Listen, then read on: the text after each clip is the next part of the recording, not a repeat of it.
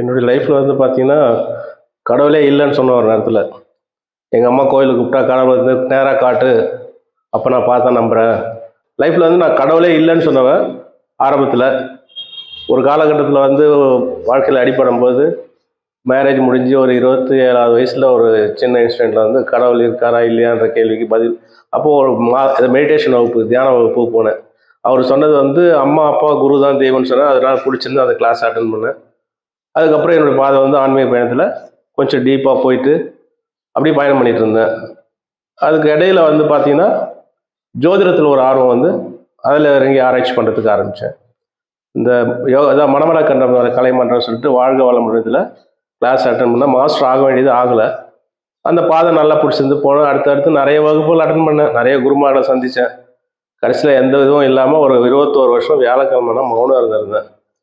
அதுவும் முடிஞ்சது. இப்போ வந்து ஜோதிடம் பார்க்குறதுனால அந்த மௌனம் விரதத்தை அடுத்த ஸ்டேஜுக்கு போகலாம் அப்படின்ற ஸ்டேஜில் விட்டு வச்சுருக்கேன். இப்போது ஜோதிடம் பார்க்குறேன். ஆன்மீகம் சம்மந்தப்பட்ட சில தேர்தலும் இருந்துகிட்ருக்கு.